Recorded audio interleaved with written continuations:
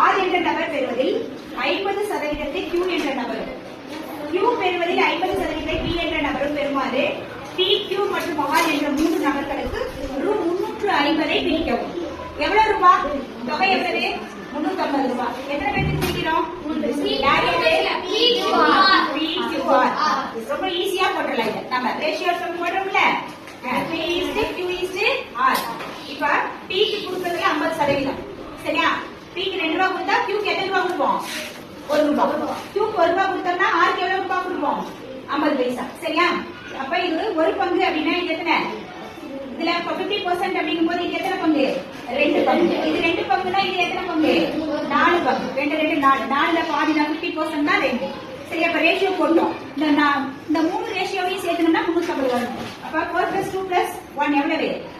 7. சரியா? 7 பார்ட் அப்படிங்கிறது எதுக்கு ஈக்குவல்? ₹350 க்கு ஈக்குவல். அப்ப ஒரு பார்ட் அப்படிங்கிறது எவ்வளவு? ஒரு பங்கு அப்படிங்கிறது எவ்வளவுனா 350 7ஆல வரும். 7ஆல வந்து எவ்வளவு வரும்? 50 ரூபாய். சரியா? அப்ப ஒரு பங்கு 50. ஒரு பங்கு 50. அப்ப ஆருக்கு கொடுத்தது எவ்வளவு? 50 ரூபாய். Qக்கு எவ்வளவு கொடுத்திருக்கோம்? 2 பங்கு. இப்ப 2 பங்குனா எவ்வளவு? 2 50 100 ரூபாய். சரியா? அப்ப Qக்கு 100 ரூபாய் கொடுத்திருக்கோம். அடுத்து Pக்கு எவ்வளவு கொடுத்திருக்கோம்? P யோட பங்கு என்ன?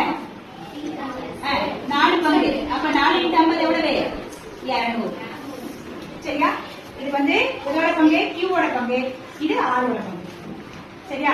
R க்கு 50 ரூபாய், Q க்கு 100 ரூபாய், P க்கு 60 ரூபாய். மொத்தம் சேர்த்து 200 + 100 300 300 + 50 புரியுதா?